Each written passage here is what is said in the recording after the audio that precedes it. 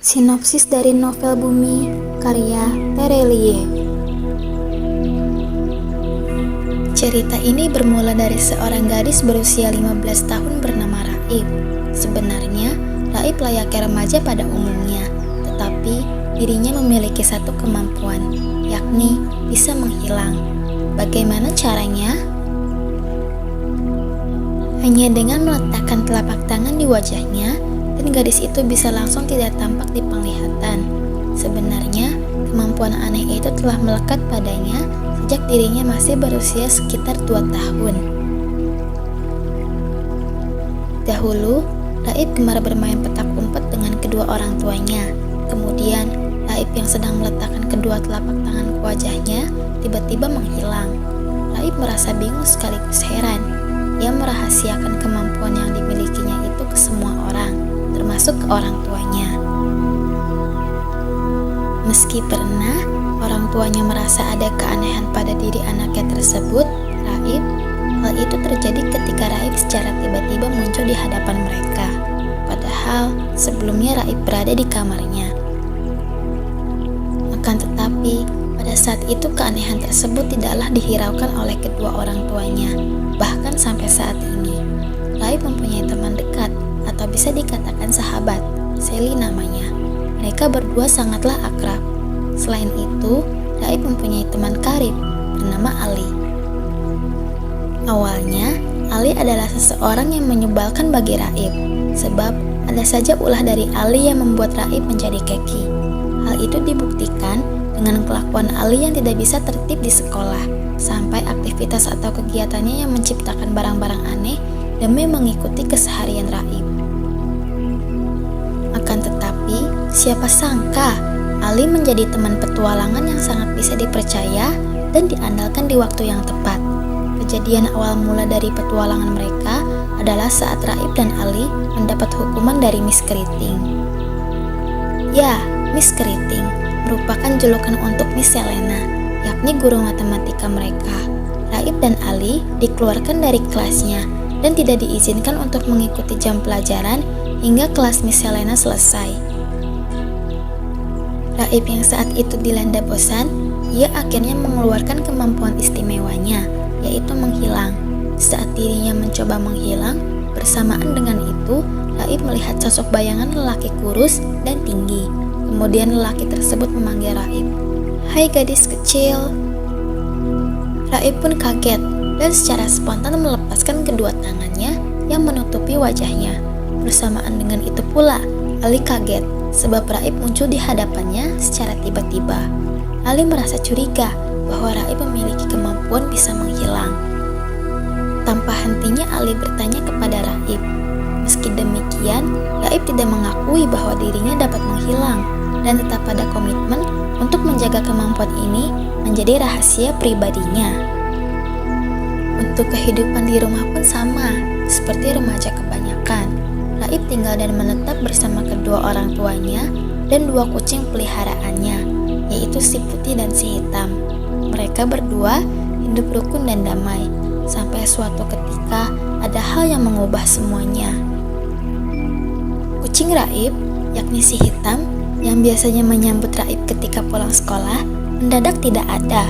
Raib mencarinya ke seluruh sudut-sudut rumahnya, tapi tetap saja tidak ada si hitam. Lantas ia bertanya kepada mamanya mengenai keberadaan si hitam. Saat itu mamanya terheran-heran, sebab Raib hanya memelihara satu kucing yang dinamai si putih atau si hitam, bukan si putih dan si hitam.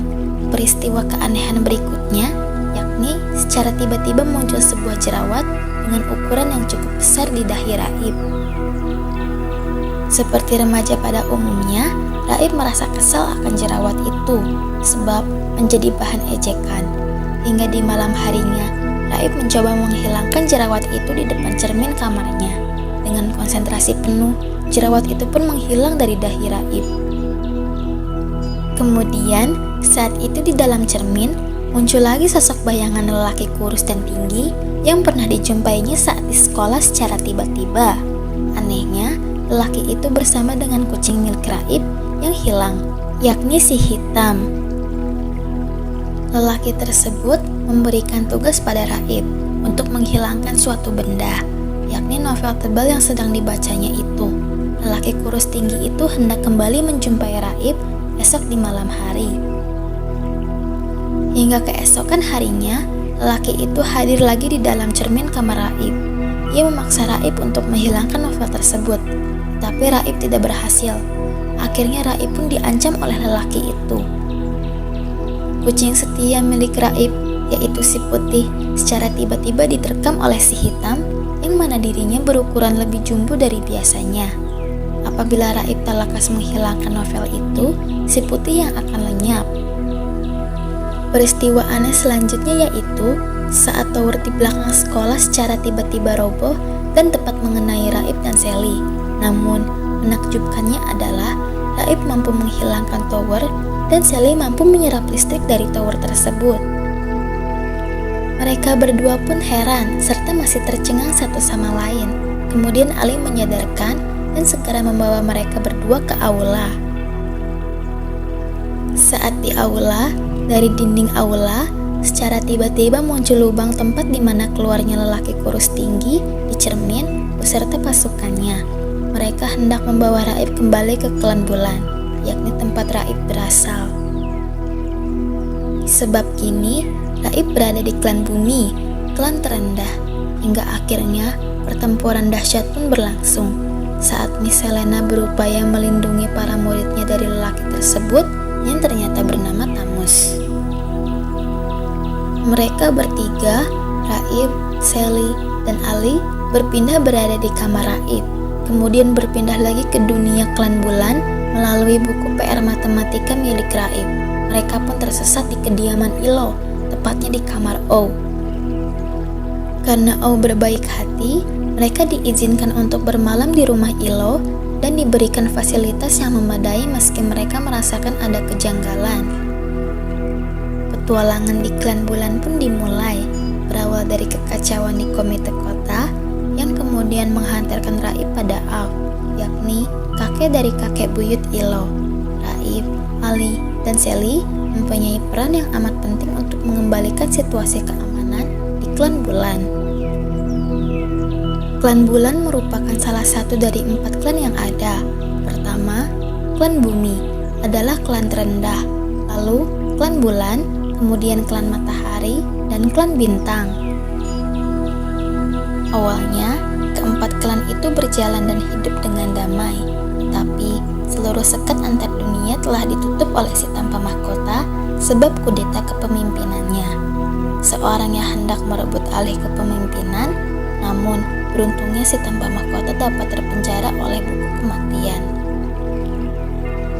Tamus yang memorak-porandakan kota menginginkan Raib si pemegang buku kehidupan sekaligus buku PR-nya guna mengembalikan si tanpa mahkota.